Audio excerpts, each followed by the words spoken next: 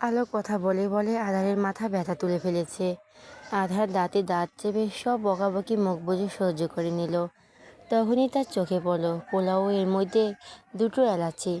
এটা দেখে মনে মনে তুরু হেসে পোলাও ও মাংসের ভেতর দুটো এলাচি নিয়ে আলোর মুখের সামনে ধরলো। মেয়েটা সরল মুখে নিয়ে কিছুটা চিবোতেই থমকে গেল।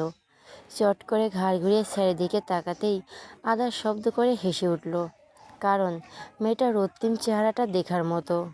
এই প্রথম স্যারকে মন খুলে হাসতে দেখে আলো মুগ্ধ চোখে তাকিয়ে থেকে হাসলো। লোকটাকে হাসলে কত সুন্দর লাগে, অথচ মানুষটা হাসতেও কিপটিমি করে। মেয়েটাকে নিজের দিকে অমন করে তাকিয়ে থাকতে দেখে আধা নিজেকে সামলিয়ে নিয়ে গম্ভীর মুখে বলল, বেসিনের মুখের খাবার ফেলে দিয়ে এসো। কিন্তু আলো গেল না। সে স্বাভাবিকভাবে মুখের খাবার চিবিয়ে খেয়ে নিল। এটা দেখে আদার থমথমে মুখে বসে থাকলো।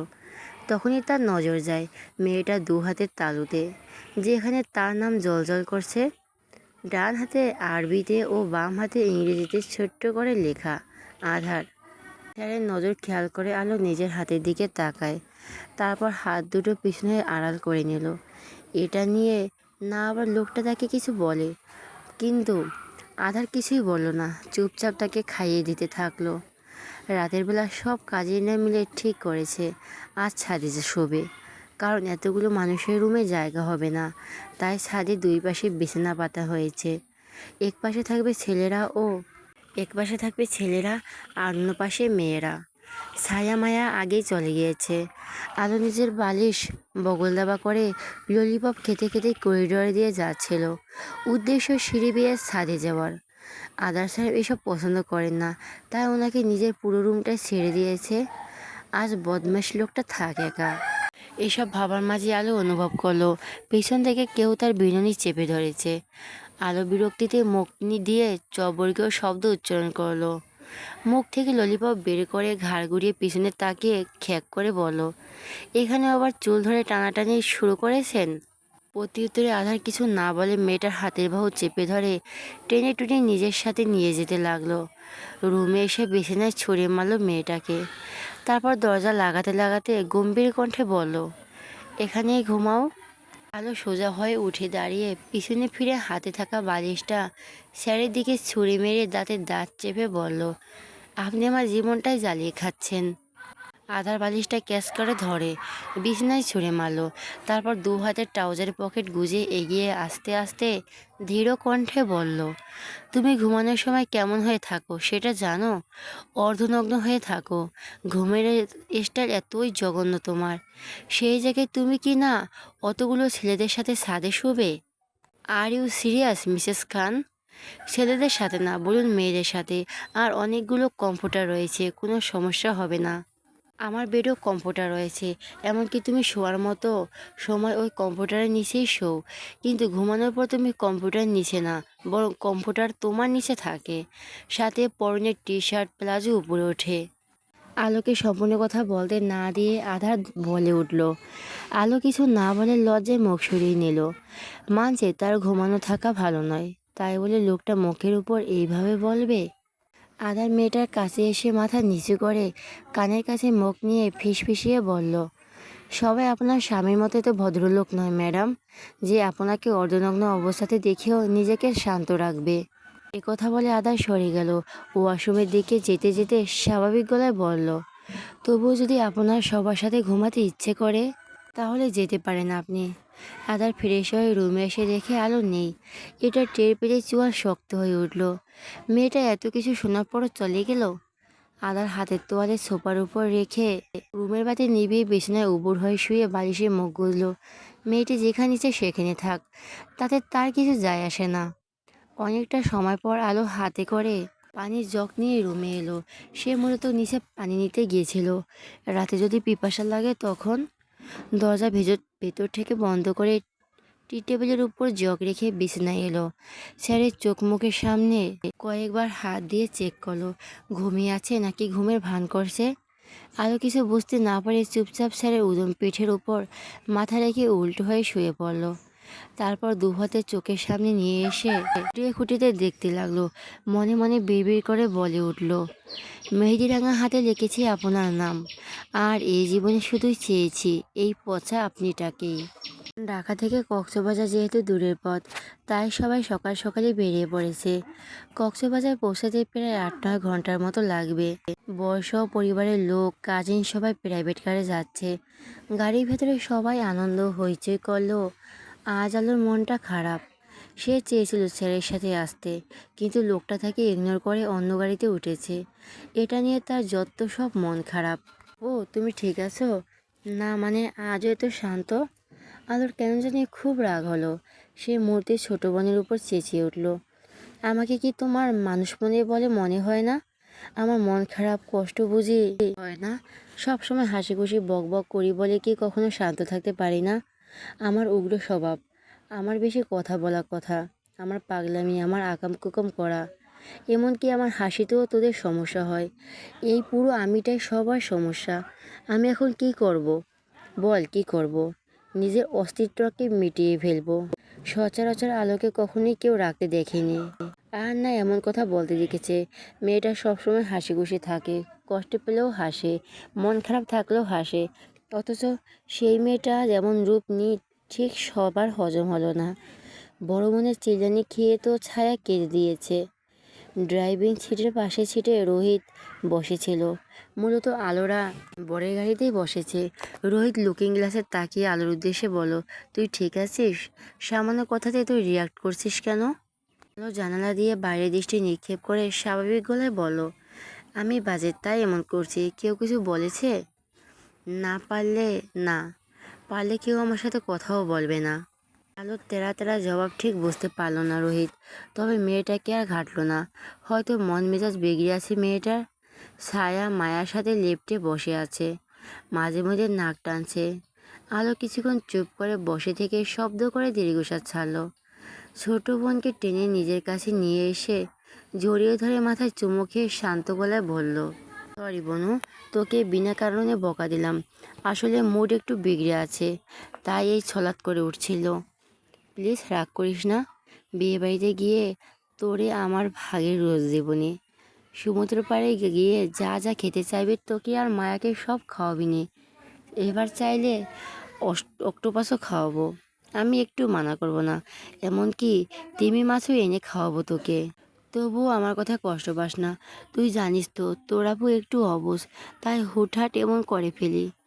ছায়া বড় বোনের বুকে মুখ গুজে মুচকি এসে বিড়বিড় করে বলল, সব বুঝলাম, কিন্তু তুমি তিমি মাছ কই পাবে?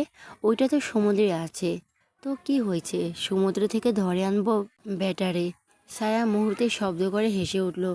আলো স্বস্তির নিঃশ্বাস ছেড়ে চোখ বুজে বোনের মাথায় হাত বুলিয়ে দিতে থাকলো। কখনো আপুর কথা কষ্ট পাবি না, আর না মন খারাপ করবি। সকাল গড়িয়ে দুপুর ও দুপুর গড়িয়ে বিকেল হয়ে এসেছে। লং জার্নি করে অবশেষে কাঙ্ক্ষিত জায়গায় সবাই পৌঁছালো।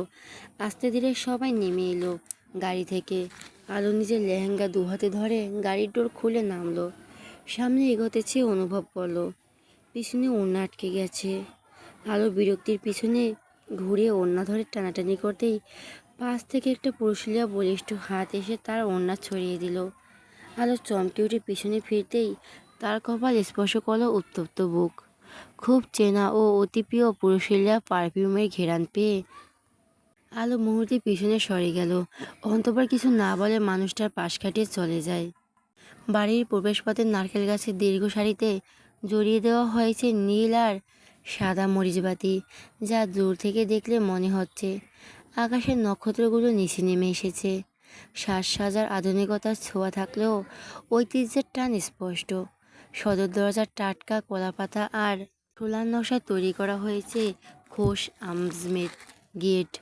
উঠোন জুড়ে রঙিন সামিয়ানা টানানো হয়েছে, যার নিচে বসে আছে পাড়ার চঞ্চল কিশোরীর দল। তাদের পরনে স্থায়ী তাঁতের শাড়ি আর চুলে গুজে রাখা সতেজ বুনো ফুল। বিয়েবাড়ির এক কোণে চলছে বিশাল কর্মযজ্ঞ।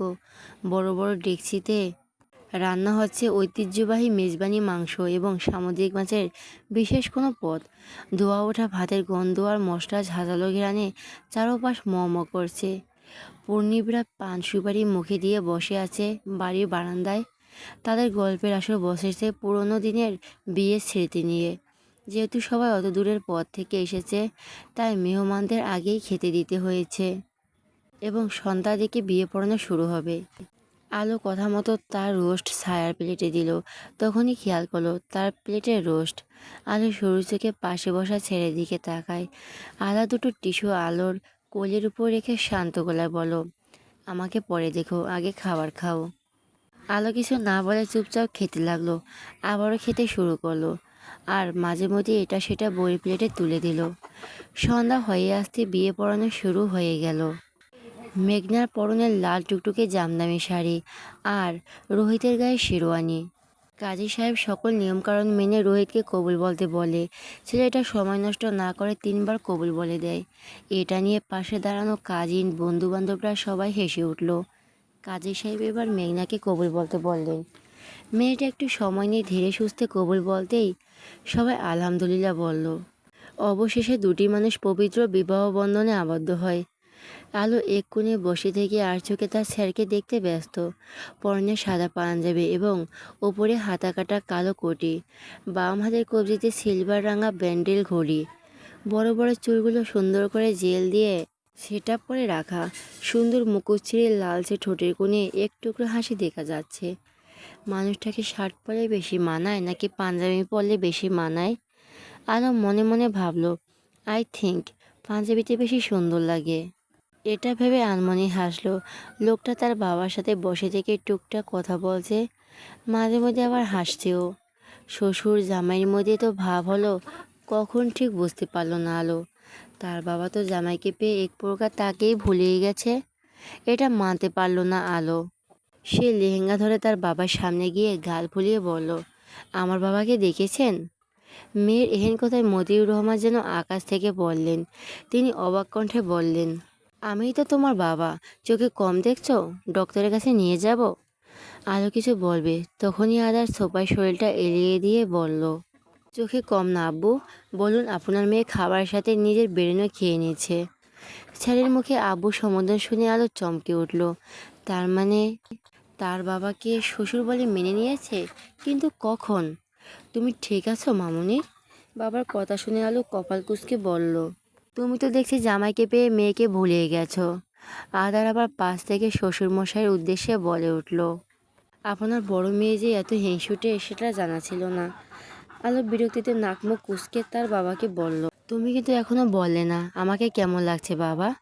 মতিউর রহমান হাসলেন। মেয়ের অভিমান বুঝতে পেরে কাছে টেনে পাশে বসিয়ে কপালে চুমু খেয়ে আদর কণ্ঠে বললেন, আমার মেয়ে আমার ছোট্ট পরী, সে সবসময় সেরা এবং অনেক কিউট আর আদুরে।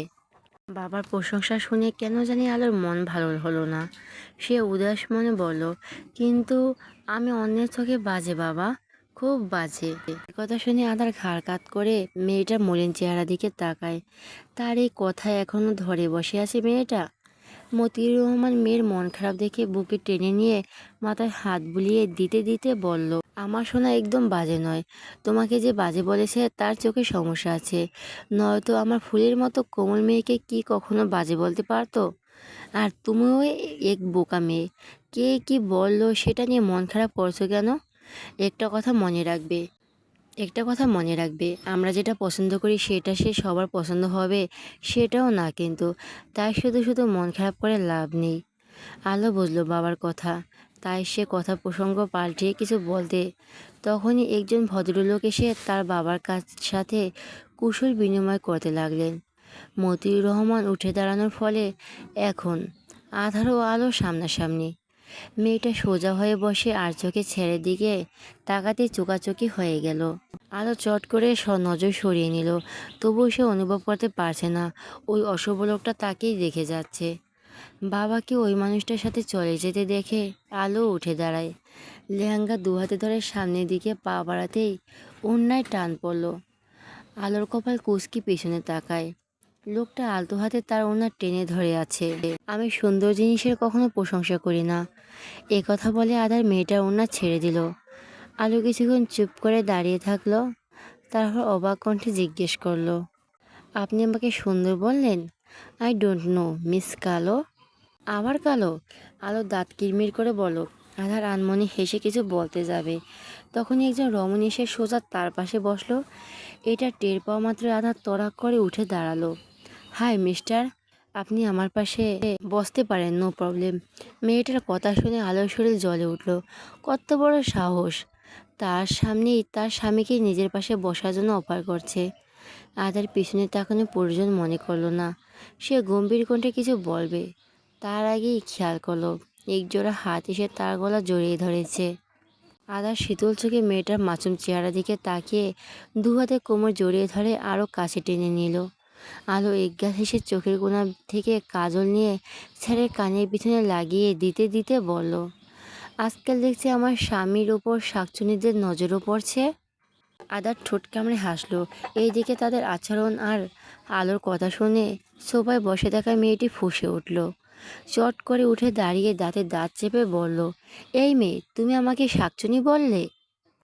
আলো ঘাড় ঘুরিয়ে মেয়েটার দিকে তাকিয়ে এক ভুরু উঁচিয়ে বলল, আমি কি আপনার নাম বলেছি? ওয়েট ওয়েট, তার মানে আপনি আমার স্বামীর দিকে নজর দিয়েছেন? তাই তো আমার কথাটা আপনার গায়েই লাগলো। ওই যে প্রবাদ আছে না, ঠাকুর ঘরে কে, আমি তো কলা খাইনি। মেয়েটার আগে গজগজ করতে করতে বলল, আমি তোমাকে দেখে নিব বেয়াদব মেয়ে। কেন? পরে দেখবেন কেন? এখনই দেখুন, আমি তো আর বোকরা পরে নেই। মেয়েটা আবার কিছু বলতে যাবে, তখনই আদার গম্ভীর কণ্ঠে বলে উঠল, অন্য কি বেয়াদব বলার আগে নিজের ক্যারেক্টার দেখুন মিস। একজন অপরিচিত পুরুষের নিজের পাশে বসার জন্য অফার করাটা কি ভদ্রতার কাতারে পড়ে? আপনার সকল ব্যবহার কে বলে দিচ্ছে আপনি ঠিক কতটা বেয়াদব। অপমানে মেয়েটার চেহারা রক্তিম হয়ে গেল, তবে কিছু না বলে হনহনিয়ে চলে যায়। আলো মুখ ভেঙচি কাটলো। এসেছিল তার বরকে পটাতে। আপনি যে আমাকে নিয়ে এত জেলাস ফিল করেন সেটা আগে জানতাম না মিসেস খান। ঘাড়ের উপর গরম নিঃশ্বাস আছড়ে পড়তেই আলোর শরীর মৃদু কেঁপে উঠল।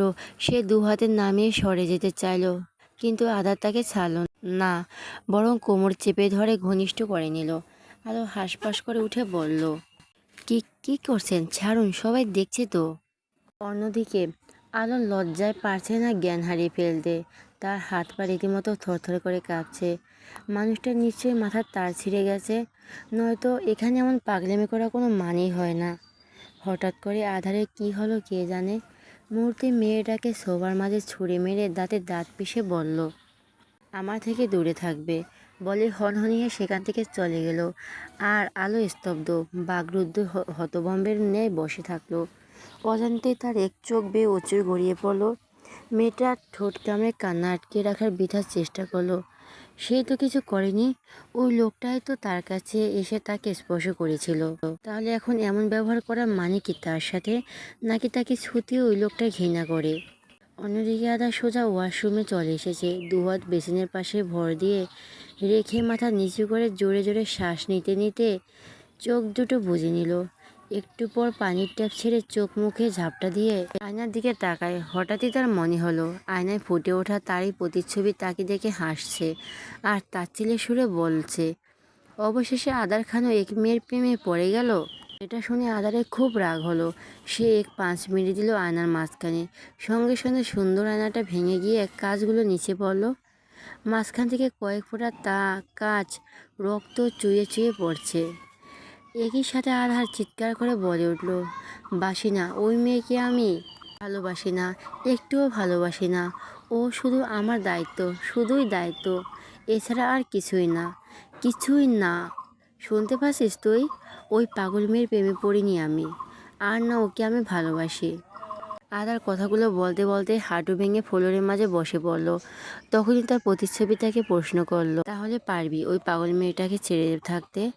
আদার শব্দ করে দীর্ঘশ্বাস ছেড়ে চোখ বুজে অস্পষ্ট স্বরে বলল, উফ, একটুও পারবো না ওই পাগল মেয়েকে ছাড়া থাকতে, আর না ওর পাশে অন্য কাউকে সহ্য করব। কারণ আলো শুধু আধারের, শুধুই আধারের, এর বাইরে আর কারোরই নয়। সন্ধ্যা করিয়ে রাত হয়ে এসেছে। বিয়ে শেষ হওয়ার কিছুক্ষণ পর সবাই ঢাকার উদ্দেশ্যে বেরিয়ে পড়েছে। মেঘলা ও রোহিতকে ফুলে সজ্জিত গাড়িতে দেওয়া হয়েছে। আর বাকি গাড়িতে সবাই আলো আর কাজিন ও বোনদের সাথে বসেছে। ওই ঘটনার পর থেকে আর সে মানুষটার সামনে যায়নি, আর না মানুষটা তার সামনে এসেছে। আলো সিটে মাথা এলিয়ে দিয়ে বাইরে রাতের আকাশ দেখছে। বাতাসে তার চুলগুলো এলোমেলোভাবে উঠছে। সকালে এক দফা অভিমান করেছিল ছেলের উপর, কিন্তু সে বেহায়ের মতো অভিমান সব ভুলে গিয়ে মানুষটার কাছে গিয়েছিল। সে আবার বেশিক্ষণ রাগ অভিমান করে থাকতে পারে না। আর যদি হয় সেটা ভালোবাসার মানুষ, তাহলে তো কোনো কথাই নেই। এই ভালোবাসার জন্য সে কি না কি করেছে, বেহায়া, নির্লজ্জ, পাগল, ছেঁচড়া ইত্যাদি ইত্যাদি সব কিছু হয়েছে। এমনকি নিজের আত্মসম্মানও ত্যাগ করে বারবার ওই মানুষটার কাছে ছুটে গেছে। সে আগে থেকে জানতো ওই লোকটা তাকে পছন্দ করে না, কিন্তু পরিবর্তনের মানুষটা তো পাল্টে গেছে। তার যত্ন করা থেকে তো সব কিছুই করতো, আর সে এইগুলোর প্রতি তো ধীরে ধীরে ভীষণ বাজেভাবে মায়ায় পড়ল। তার বিশ্বাস ছিল মানুষটা এইভাবে ঠিক একদিন তাকে মেনে নেবে, অথচ লোকটা এক মুহূর্তের মধ্যে কেমন জানি পাল্টে গেল। আলো দীর্ঘশ্বাস ছাড়ল, জানালার বাইরে খোলা আকাশের দিকে তাকিয়ে থেকে আনমনে বলে উঠল, এমন নিষ্ঠুর ভালোবাসা তুমি আমারে না দিলেও পারতে। গাড়ির ভেতরে সবার গানের কলি খেলছিল আর হাসাহাসি করছিল, তাই কেউই মেয়েটার কথাটা শুনতে পেল না। মায়া আপুর উদ্দেশ্যে বলল, তুমি একটা গান শোনাও আপু। আলো অন্য সময় হলে মানা করে দিত, কিন্তু আজ তার মন খারাপ, ভীষণ ভীষণ মন খারাপ। তাই সে কোনো আপত্তি করল না, চোখ বুজে খালি গলায় গুনগুন করতে শুরু করলো। এদিকে নতুন বউকে নিয়ে সবাই রহমান বাড়িতে পৌঁছালো। সবাই যেহেতু ক্লান্ত ছিল, তাই সব নিয়মকানুন মেনে বাড়ির বউকে ভেতরে নিয়ে এসে রেস্ট নিতে গিয়েছে, যে যার রুমে। একটু আরাম করে না হয় বাকি কাজ করা যাবে। হালকা ফুলে সজ্জিত বাসর ঘরে মেঘলা ফ্রেশ হয়ে এসে শুয়েছে। একটু পর রোহিত এসে দরজা বন্ধ করে ওয়াশরুমে গেল। ফ্রেশ হয়ে বেরিয়ে সোজা বউয়ের কাছে গিয়ে কোনো কথা ছাড়া চুমু খেতে শুরু করলো। স্বামীর এহেন কাজে মেঘলা হক চকিয়ে উঠল। সে দু হাতে নিজের উপর পড়ে থাকা শরীরটাকে ঠেলতে শুরু করলো, কিন্তু রোহিত একটুও নড়ল না, বরং মেয়েটার দু হাতে বিছানার সাথে চেপে ধরে ওষ্ঠদ্বয় আঁকড়ে ধরল। রোহিত প্লিজ না, আমি ক্লান্ত, আমাকে ঘুমাতে দাও। এসব রাতে?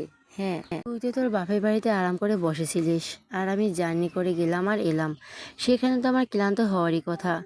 তাহলে তুই ক্লান্ত হলি কেন? একটু থেমে পুনরায় হেসে ছাড়ল। সমস্যা নেই মেঘজান, তোর ক্লান্তি না হয় আর একটু বাড়িয়ে দেই। 1 বছর ধরে এই মুহূর্তের জন্য অপেক্ষা করছি, তাই আজ আর একটু অপেক্ষা নয়। তুই শুধু দেখ আর অনুভব কর আমি তোকে আজ ঠিক কতটা ভালোবাসি। মেঘলা লজ্জায় ভয়ে থরথর করে কাঁপছে। বাধা দিতে চেয়েও আর বাধা দিতে পারল না। অশুভ লোকটা তার বাধা মানলে তো। আলো নিজের শরীরটাকে কোণে মতে টেনে টুনে দোতলায় নিয়ে এলো। ঘুমে সে এক প্রকার ঢুলছে। চলন্ত গাড়িতে সে আবার ঘুমাতে পারে না। ফলস্বরূপ পুরো রাত পেছার মতো জেগেছিল। নিজের রুমে এসে দেখে সোফায় শরীর এলিয়ে দিয়ে পেছনে মাথা ঠেকে চোখ বুজে বসে আছে আদার ছেড়। আলো নজর সরিয়ে নিতে কিছু একটা খেয়াল করে, চমকে উঠে ছেড়ে ব্যান্ডেজ করা প্রাণ হাতের দিকে তাকায়। মানুষটা ব্যথা পেয়েছে ভাবতেই এক মুহূর্তের জন্য সব কিছু ভুলে তড়িঘড়ি করে ছুটে এসে পাশে বসলো। তারপর আস্তে করে হাতটা নিজের কোলের উপর নিয়ে অস্থির গলায় জিজ্ঞেস করলো, কি হয়েছে আপনার হাতে? আঘাত পেলেন কিভাবে? মেয়েটার কোল থেকে নিজের হাত সরিয়ে নিয়ে ধীর কণ্ঠে বলল, তেমন কিছুই না। আলো কয়েকবার চোখের পলক ঝাপটে অশ্রু পড়া থেকে বন্ধ করলো। সে উঠে দাঁড়িয়ে সামনে হাঁটতে হাঁটতে শান্ত গলায় বলল, আঘাত করার ইচ্ছে হলে আমাকে করুন, তবুও আমার জন্য শুধু শুধু নিজেকে আঘাত করবেন না প্লিজ। কথা বলে আলো এইচ বক্স নিয়ে এসে আবারও বসলো মানুষটার পাশে। কাঁপা কাঁপা হাতে স্যারের ডান হাতটা ধরতে যাবে, তখনই আদা সোজা হয়ে বসে মেয়েটার কাছ থেকে এইচ বক্স নিয়ে বলল, আমি নিজে ব্যান্ডেজ চেঞ্জ করতে পারবো, তুমি রেস্ট নাও। আলো বেশ অনেকটা সময় নিয়ে ওই সুন্দর মুখোশির দিকে তাকিয়ে থাকলো। তারপর আড়ালে দীর্ঘশ্বাস ছেড়ে চুপচাপ চলে গেল ওয়াশরুমে। একটু সময় নিয়ে ফ্রেশ হয়ে বেরিয়ে এসে খেয়াল করলো স্যার সোফায় শুয়েছে। আলো নিজেকে সামলে বারান্দায় চলে গেল। তারপর ওখানে দেওয়ালের সাথে হেলান দিয়ে মেঝেতে বসে পড়ল।